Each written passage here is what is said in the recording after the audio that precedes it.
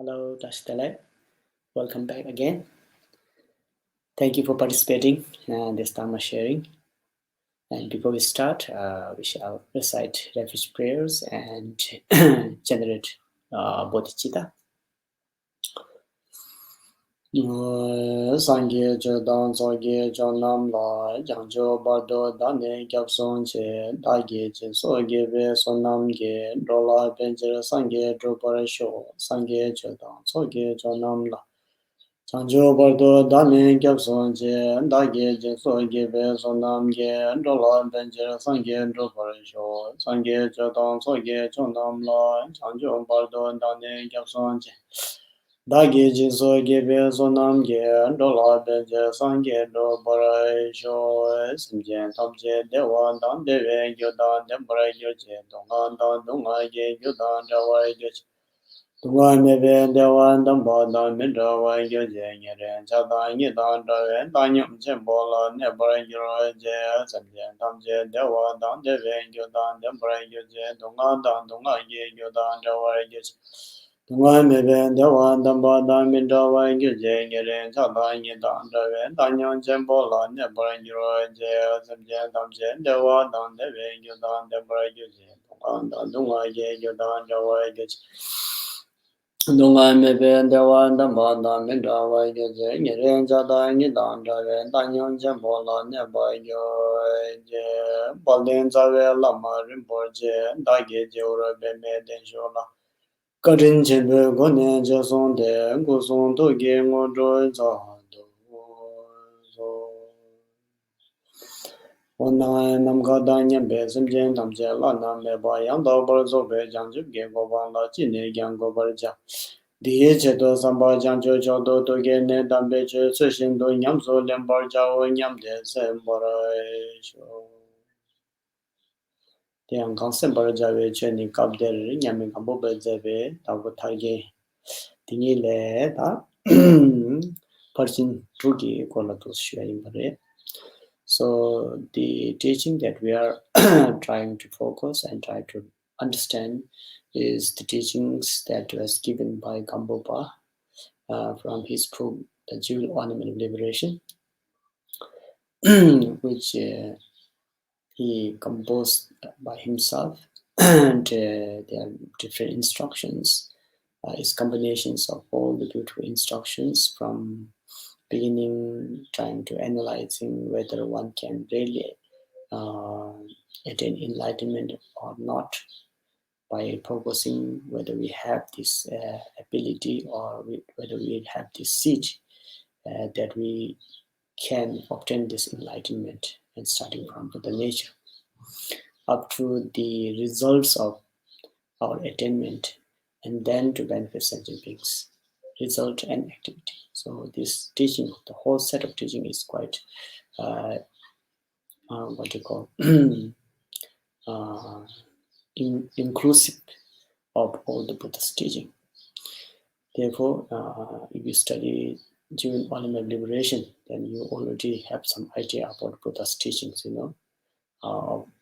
It includes generations of bodhicitta, loving kindness, compassion, 6 paramitas, 6 different realms, and their shortcomings and faults of 6 different realms, precious human body, how to attend to one's teacher, what are the paths and bhumis, each of these paths and bhumis definitions and characteristics and different means how we can perfect these paths and bhumis, and what are the results of after attainment of these paths and bhumis. So it's quite interesting. It's quite a big teaching, which he made is quite simple to understand, for us, so that we don't have to look for more detailed teachings of the Buddhas from Sutra and different baskets of Buddha's teaching, but it is more than inclusive of all the teachings in one. It also talks about the the Hinayana practice of keeping precepts, Patimoksha vows. It also talks about Mahayana teachings of importance of bodhicitta, loving kindness and compassion, and engage bodhicitta, the trainings in engage bodhicitta. It also talks about, later on how we can meditate, especially the Mahamudra technique of how we can meditate and attain the promoted wisdom. So therefore, it is a very good good book to study. Therefore, most of all the Kagi students, they at Kshetra or in retreat center, they do focus and study these books. So we are fortunate that we are able to study this, try to understand some of its meanings and try to implement this into your day-to-day life, which will be very beneficial. Okay. So we'll continue where we stop. We're still trying to understand about the different trainings of the engaged bodhicitta, especially the 6 paramitas, and particularly we are now at the fifth paramita, that is known as the perfections of meditative concentration, which is a key practice here in order to attain Buddhahood, in order to attain Buddha's qualities, and in order to attain different types of skills and different types of wisdom, different types of meditative concentrations. For all this reason, we have to have meditation practice, and how we can meditate and how many types of meditations are there. So all instructions are given in this chapter 16. And particularly, Gampopa focus on our 6, we usually call 6 poisons or 6 defilements. Those are, what you call, those are obstructing us from attaining enlightenment, because since we are overpowered by these 6 different types of defilement, then we are not able to see our true nature. We are not able to see the truth of impermanence, or the truth of suffering nature of samsara, and truth of the non-existent or shunyata, because we are overpowered, we are ruled by these 6 defilements. So here Gampopa particularly focuses on how one can release these defilements, how we can reduce these defilements, and their techniques, how one can utilize these techniques, meditation techniques, in order to reduce these defilements, so that you will be liberated from these 6 poisons or 6 defilements. So once you are liberated from these 6 defilements, then you are free. Then you are not overpowered by them. Then you have primordial wisdom. You will have kind of what you call discriminating knowledge. Then you are not fooled by the appearances. Then you are not fooled or overtaken by these essential objects. But now, since we do not know this true nature, and since we are now overpowered by these 6 defilements, we just like ignorant. We are just kind of like blind people. So wherever they bring us, we follow them. We sometimes follow attachment. Our desire, we just follow completely blindly, without any analyzing, without any investigations, without any kind of wisdom, whether this attachment or desire is good or not, whether this will bring beneficial effects or not, whether this is something that should be followed or not. No, we do not know. We have no ability. We have no wisdom to discriminate, which is to be adopted and which is to be avoided. And that is called because of our ignorance. We just follow. Sometimes we follow through our attachment. Sometimes we follow with our thoughts of anger.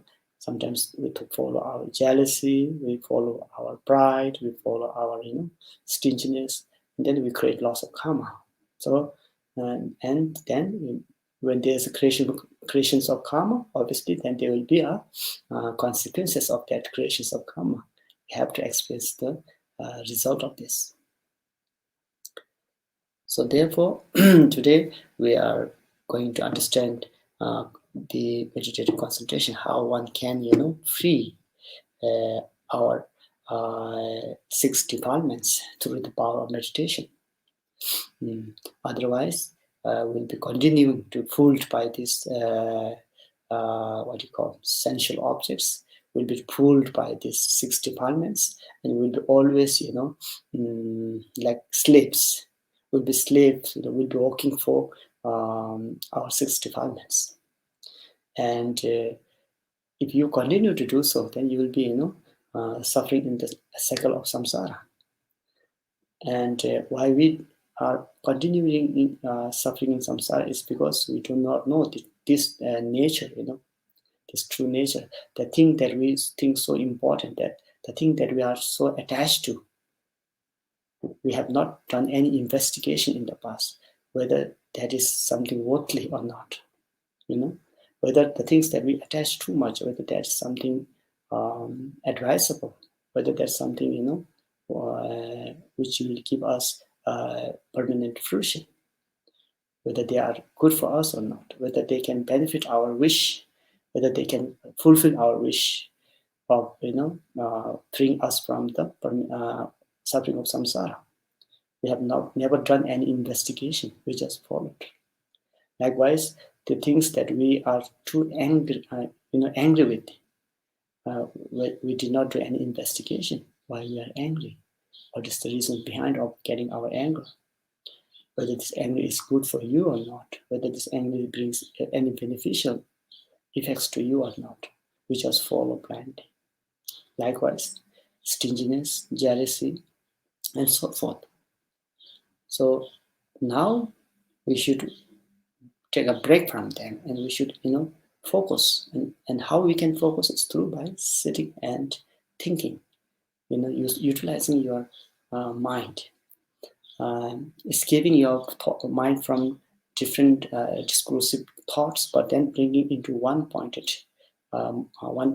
mind, on focusing on one particular thing. You can focus,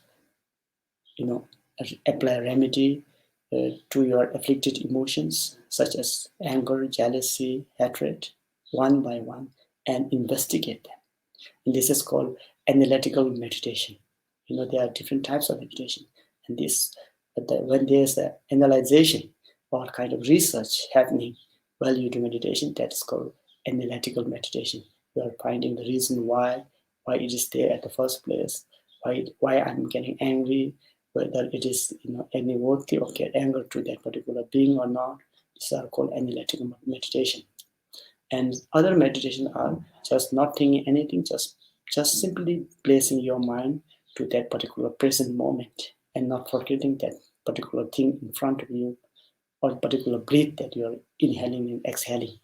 So that is just placing that very moment, the very present moment, not forgetting that very present moment. So there are different types of meditation. So here, when we are talking about, minimizing our developments, then here we are utilizing the analytical meditation. So therefore, as the earlier session we talked about, Gampopa said that we should meditate and apply remedy to whichever afflicting emotions are strongest. So that is up to you. You should judge because you know yourself the best. People can judge you, but they are not 100% truth. So they can just judge by your appearances, your speech, and your action. But you, as being you yourself, you know yourself the best. You know what kind of person you are. You know what kind of emotions are strongest within yourself. So therefore, you should be the judge of yourself, and then you should decide which remedy to apply. If you are someone who always has a great deals of anger, then you should apply the remedy of generating loving kindness and compassion, as Gampopa said. If you are someone who always get so attached to your belongings, to your body, to your retinue, to your spouse, children, husband, wife, then you should meditate and apply remedy of focusing on the reality of that particular object that you are so too attached to, that you hold so dearly. And reality checking, yesterday at the earlier session, Gampopa did mention about meditations of the ugliness component or the impure components of our body, which are hiding behind the skin, the covering of the skin. So that's one actual checking, the fact checking or analytical meditation. And this really helps actually. Analytical meditation, then you will gain wisdom. Oh, I should not get so attached to this body actually. Why am I wasting so much time, money, and other things to hold this body so dearly? Actually, there's a different. If you really investigate, then there's not so much that you think you are so precious, you're so what you call important and all. It's all made up of flesh, bone, and blood, and many other things internally that we know about. And obviously, this body, even though how much you hold it so dearly, how much you protect it, but it cannot be protected. It cannot be, behold all the time, because since when you are born, that already, there's already, it's guaranteed that this body will change, this body will fade, this body will get ill, this body will leave one day. So that's already there. This is known as, from the dharmic terms, it's called like all preserving suffering. Once you are born, you are confirmed that you will die one day. And the very one, the taking birth itself is the foundations for your death. So therefore, if you know this truth, we are not trying to terrify others. Buddha is not trying to terrify or scare others. Buddha just wants us to, wake up from this ignorance of thinking that this body is so special and this body is kind of permanent. So Buddha actually wants us to help. He wants to help us to know this reality. And the sooner you know this reality, the better you'll be, the happier you'll be, then the less disappointment you would have when you lose someone, when you lose yourself, when you get when you fade, your body gets uglier than before, because it's the matter of change, it's the nature of change. So actually, it sounds like Buddha or our teachers are trying to scare us, But then no, if you really sit down and take a deep breath and try to, contemplate on these teachings, these are actually what you call fact-telling teachings. These are all, reality checking teachings that he wants us to know, oh, wake up, wake up from this delusion. You should, otherwise you'll suffer again and again. The more you attach to this body, the more you suffer when it gets fade or when it gets ill, when you have to leave this body, The less attachment you have with this body, then it will be easier for you to leave this body at last moment, when something happens, when there's some kind of illness, disease that you have to face. Likewise, anger, jealousy, and so forth. There's all meditation techniques here. One should, concentrate and concentrate on these meanings, and then which will, as I mentioned earlier, it will support us to gain this wisdom of the knowing the fact, the truth of suffering. That's why it's called truth. This teaching is not just made by Buddha himself. Even though even Buddha was not born, even Buddha became Buddha. This this reality were there, but people just didn't know this. People just they went, as I mentioned earlier, they just went, they just create karma without knowing the fact.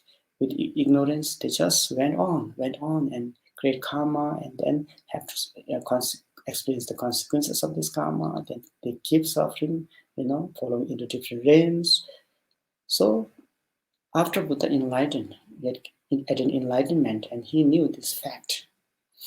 And then when he realized this fact, which was already there, he didn't make this fact himself up, but it was already there and people didn't know. So he just shared his wisdom. That's it. That's what is called truth. He shared what it was there as its nature. It's not artificial. So therefore, we should also try to know these reasons why it is important to meditate upon these different meditation techniques. Okay, so yesterday we talked about how to meditate and apply remedy to our attachment. If someone's too attached to his body, his retinue, his pain, his position, and so on and so forth.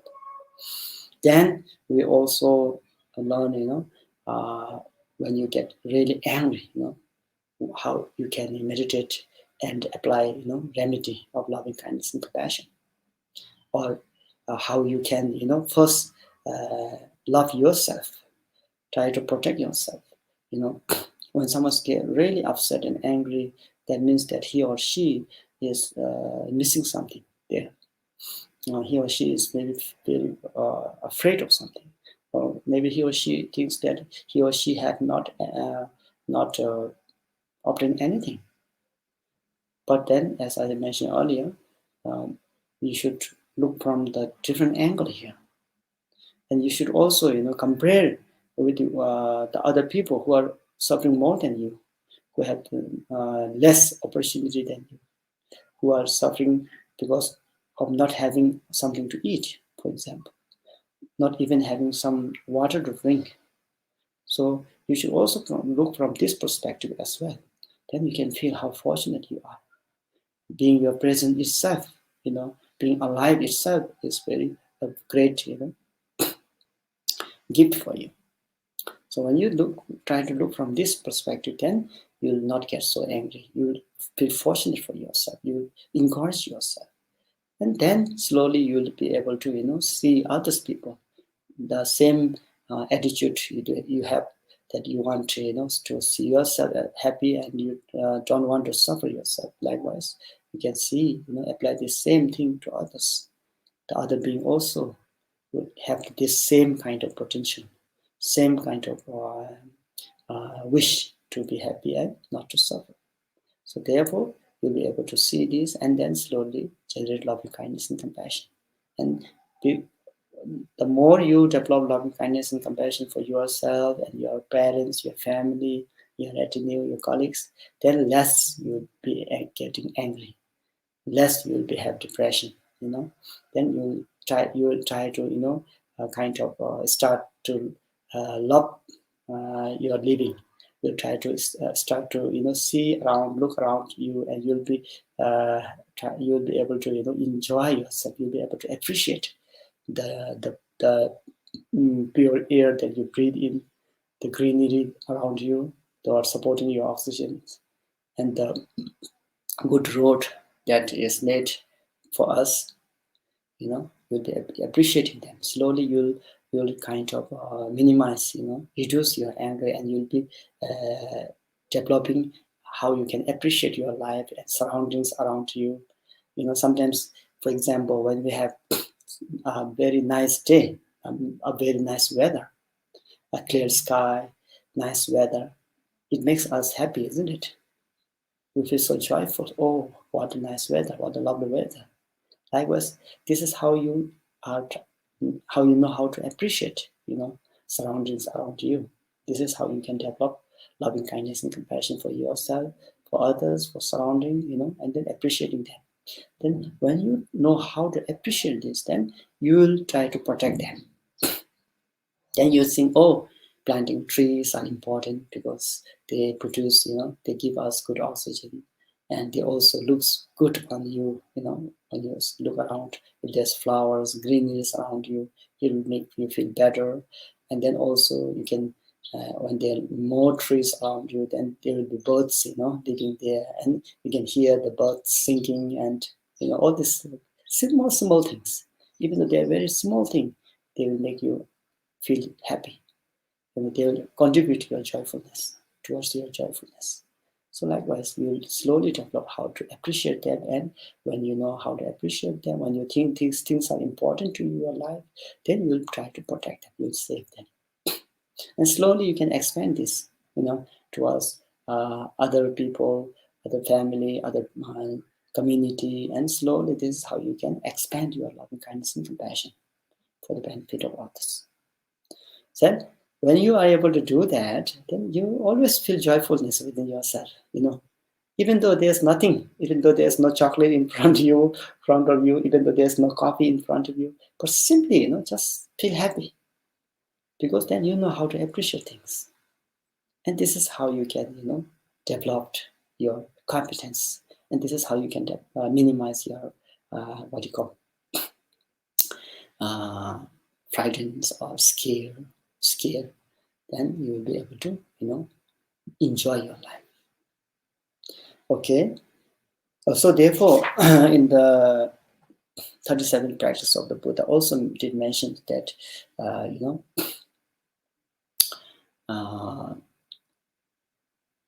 the anger and attachment are very powerful.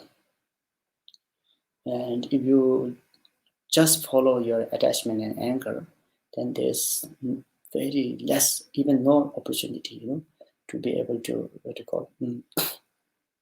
develop your loving kindness and compassion, develop your Dharma practice 6 paramitas, especially meditative concentration is distracted, scattered by different thoughts, importance of others, because of, your attachment.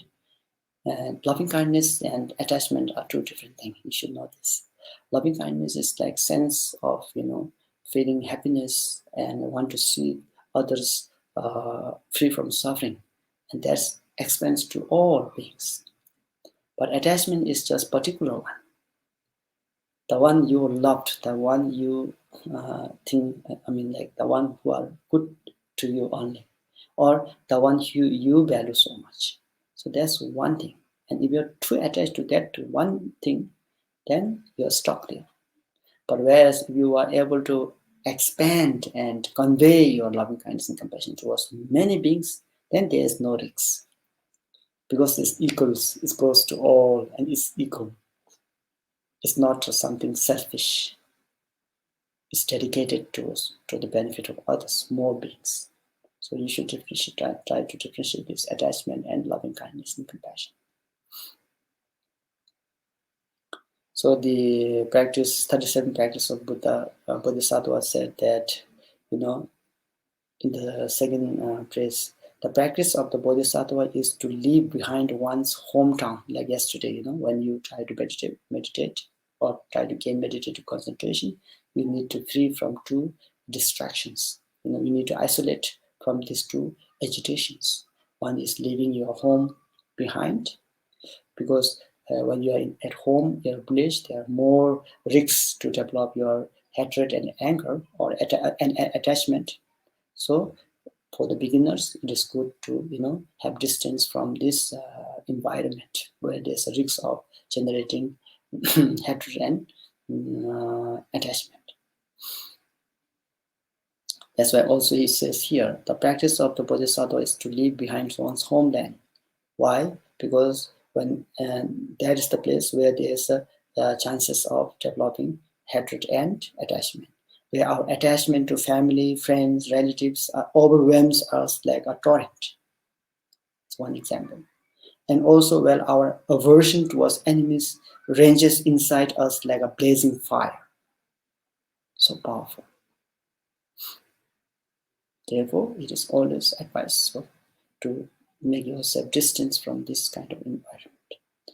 And because of this too, you do not know, since you're overtaken by attachment and anger, then you lose, and then you become you become a kind of blind in the darkness. Then it says that the delusions, darkness obscures what must be adopted and what must be abandoned. So you lose this clarity. You lose this discriminating knowledge, prajna of the wisdom. And since you lose this clear insight, or prajna or wisdom, then you are you are not owner of your mind. You are slave of your mind. So the practice of the Buddha Dharma is to, you should be owner of your mind. That then you can place your mind into any particular position, any particular place, any particular object.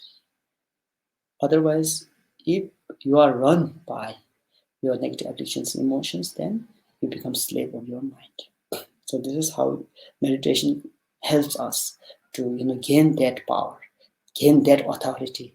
You will be your own kind of boss here. So today we are trying to understand the third one, how we can decrease or dispel our ignorance. So when you do not know something, what you should be doing? You should study, you should go to school, you should gain knowledge, isn't it? We usually do this. This is how we are educated. This is how we gain knowledge or wisdom of mundane level. Likewise in the Dharma as well. If you want to minimize, or if you want to clarify, clear away your ignorance, then you should know the Buddha Dharma. You should study the Dharma. You should contemplate the meaning of the Dharma, and you should practice the Dharma. And then this brings to to samadhi meditation or meditative concentration, and that is the foundation where your prajna or where your wisdom will grow, or where you actualize wisdom. So this whole process of studying, contemplating, and meditations are actually, the objective of this is to clear away or dispel your ignorance. Then you will become knowledgeable in the Dharma. And just having empty knowledge or empty words is not enough. Then you need to become an experienced Buddha Dharma practitioner, which you have not only studied the Dharma but also actualized the Dharma or realized the Dharma's meaning, and you have already implemented these different methods, and you have actualized and you have experienced these qualities, and this will be the most beneficial effects. Otherwise, if you just stuck in the studying of Dharma and just being a knowledgeable person on the Dharma, but not actualizing the meaning of the Dharma, or not actualizing the essence or the result of the Dharma, then it's just same. It's just like a professor, without having experience in what he or she is talking about. It will be just like a doctor who advised us, not to smoke and drink, but when they go back to home in the evening, they enjoy drinking and smoking. So we don't want to be like this kind of Dharma practitioner. So we need to actualize the Dharma, the essence of the Dharma. And in order to actualize the essence of the Dharma, we need to meditate. This is the only way how we can accomplish wisdom. Accomplishing merits are quite easy, more to do with physical, like prostration, giving, practicing generosity, giving donations, charity works, reciting of mantras. These are not so hard compared with the accumulations of wisdom. For accumulations of wisdom, what you need is, you don't need much. You just need a place to sit. And sit on like the 7 postures of Paricana, and then meditate the meaning of the Dharma. And as here, Gampopa mentions, if you are someone who has a great deal of attachment, then you should meditate on impure components of your body. Just by like this. Nothing much. Do not require much things. Just a place to sit. Even better if you are far away from these physical agitations.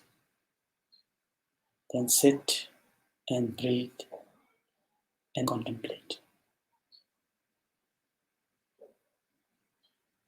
and try to analyze the real fact of this body that I'm attached too much to. Then you can see, not from your eyes because your eyes are closed, but you can see from the eyes of your mind what is hiding behind the skin, all those impure components which are inside us, including the stools and urines, which we do not like them, which we do not want to smell them at all. But what to do? They are already inside us. So if you have this kind of reality checking, this would really benefit us to minimize or reducing our attachment towards this body. And by knowing this reality, it will help you to reduce your attachment towards your body. And then slowly upgrading your meditation, thinking that this body is made up of so many things. It's not something permanent. This body is the nature of impermanence, the suffering of change, suffering of suffering, or the basis of all preserving suffering. This body will fade, it get ill, and one day it will leave us. No one can stop from this reality, this fact, this truth. So I should not waste my time for something that really does not exist, for something that has no existence nature, for something that is not permanent, for something that is the nature of suffering. If I waste my time to protect this, to go under the attachment to this, then I will get suffering when it leaves me. So therefore, the sooner I understand this nature, the better it will be for me, for my practice. So this is how you contemplate the investigations on the nature of this body, the truth of this body, impermanence nature, suffering nature, and emptiness nature of this body, or selflessness nature of this body. So see, you do not require many things here. No need flowers or shine, altar, butter lamps, just simple place to sit and relax and try to recall those beautiful instructions that are mentioned in Jewel Ornament of Liberation by Gampopa, and then try to do the analytical meditation, which definitely will help you to reduce your attachment towards this body. Likewise, you can do the same procedure, trying to generate loving kindness and compassion, and this will be able to reduce your anger, reduce your anxiety, reduce your fear. So actually you do not require so much thing. And this has a greater meaning. This has a greater power, than lighting a lamp or doing frustrations or, practicing different types of means of accumulation of merits. Because if you give just donation, that's it, that's done. You forgot. But when you sit down and do this analytical meditation, then it will remain in you. It will remain inside you. And once it remains inside you, you will always remember this. It has more, effective than just giving a charity and $1 or some cash or some food to others. That's it. At that very moment, you maybe have some kind of, compassion. But then once it's done, it's gone, it's gone. It's not with you. You forgot what you have given after some days. But When you just sit down and try to concentrate and meditate on the importance of others, why we need to benefit others, why others are important for your survival, then this will always remain in your mind. Once it remains on your mind, it is there with you. The practice is there with you. The Dharma practice is there with you. It has not gone. You know. So this is more effective, actually. But what we couldn't continue this because we are too engaged, we are too busy, trying to take care of these what you call sensual objects. Try to take care of this form, sound, smell, taste, texture. Try to take care of your name, fame, wealth, component, retinue. So we lost our time. We really did not pay much attention about our internal health, moral health. Moral health are very important. If you are happy inside, then you are always happy. If you are not happy inside, then all these external, sensual objects, how much of them are there in front of you? You are not happy. They will not satisfy your happiness. You are not. External things, keeps changing. Today you think, oh, that's very good. But then tomorrow there will be another one which is more better than that one. And then next day there will be another one which is more better than the earlier one. Then how long will you run for this? How long will you take care of this? It's really tiring, endless. And you keep continuing, creations of karma in order to find that, in order to protect that, in order to, behold this. So therefore, meditative concentration is very, very helpful. Okay, so these are all process of clearing away your ignorance. So when you know the importance of loving kindness and compassion, you are already clearing away your ignorance. When you know the impermanence nature of things, then you are already clearing away or dispelling your ignorance. When you know that attachment is not good, we need to minimize attachment. Try to check this reality checking of the obstacle where you attach so much this body, for example, that is already reducing your ignorance. Okay. So here, ignorance. Those who have more ignorance should contemplate the law of interdependent originations as a remedy. So particularly here, Khenpo did mention, or the Buddha himself said that if you want to reduce or clear away your ignorance, then you should know this reality, the reality of interdependence nature or dependent origination, or sometimes it is translated as dual links. The dual thing, which links us one after another, cause and condition and result, or cause and result. So this dual link, this is how you follow the samsara.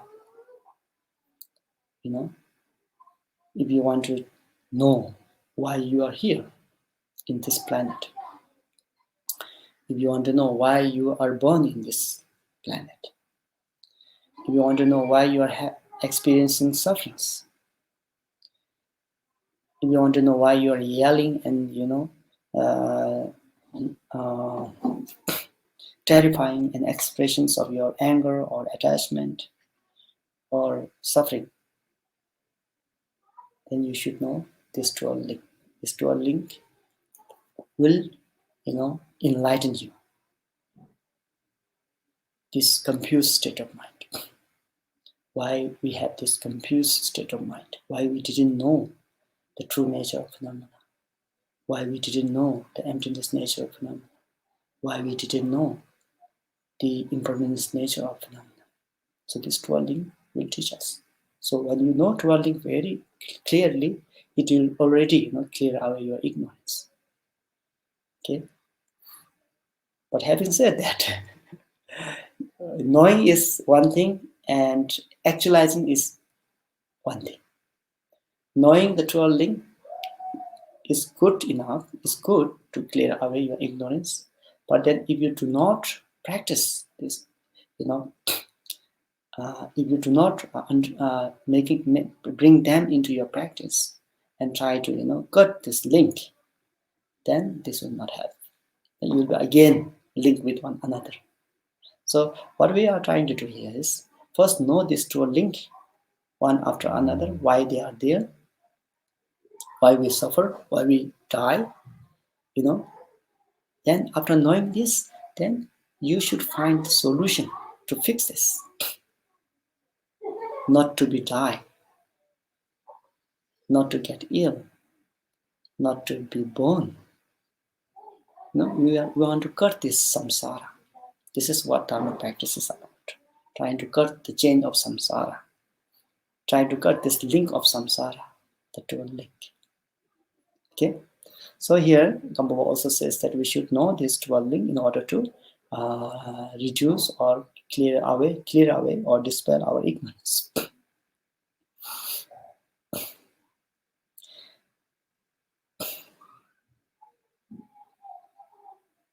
The rice settling sutra says, monks, he who understands this rice stock can understand the meaning of interdependent origination.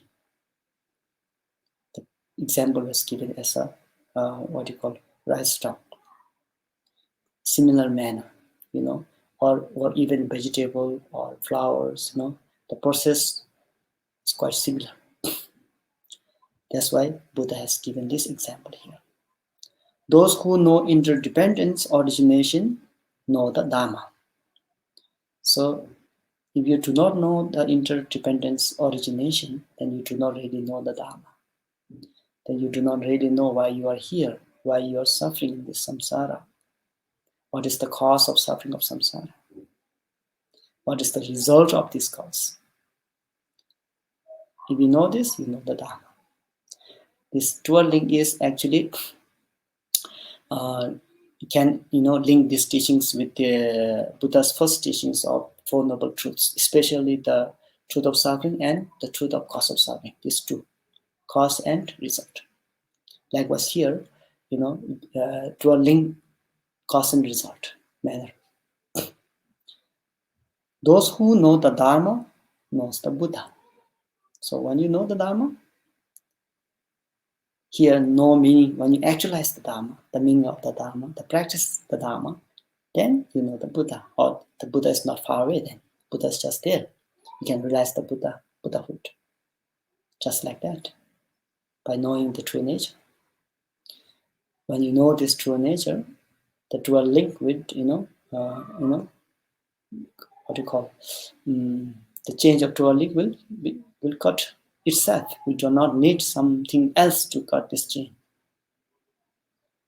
When you know the true nature of phenomena or emptiness nature, realizations of shunyata, your ignorance is dispelled. And when there is no ignorance, there is no formations of karma. So see, therefore, when you know this Dharma, you know the Buddha. Furthermore, the interdependence of samsara is explained in order, one after another, in order. Because of this, there's this. Because of that, there's this. The interdependence of nirvana is explained in revised order. Because there isn't this, therefore there isn't this result. Because there is no this cause, therefore there is no this result. So revised order.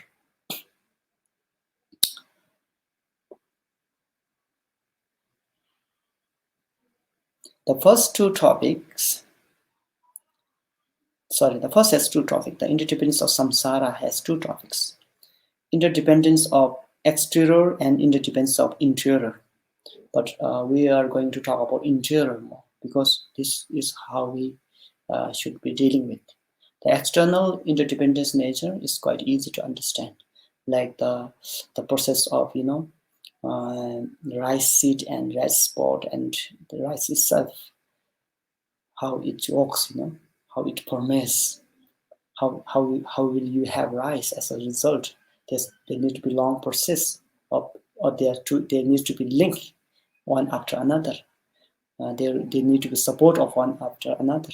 The soil itself, the seed, the water, heat, all these things, compost and so forth. So we will not discuss much about this external interdependence, but we'll be talking more about interior or internal interdependence nature. The interdependence of the internal has two topics. Again here, another two topics. The interdependence with cause and interdependence supported by conditions. Cause and condition. So anything that is exist, that need to be exist, that need to be arising, need to have two things. Cause and condition. Cause itself without condition, there's no guarantee that you'll be able to see the result. Only condition, but if there's no real the seed or the cause, then there's also lacking of the main seed, which will not bring any result. So what we need is the combinations of these two. And among these two, first, we are trying to understand the cause. What is the cause? Then later on, what are the conditions? And here, there are many, different types of, example that we can give with regard to a link, interdependence nature or dependence origination. But Gampopa will focus on this, our human body. Why we have this body? Where did this body come from? Okay, scientifically, there's a very easy answer, right? Where this body came from, we all know. But from Buddhist Dharma point of view, we're not only talking about one lifetime, we're talking about life after life. So we need to focus more, we need to understand more in detail of the dual link.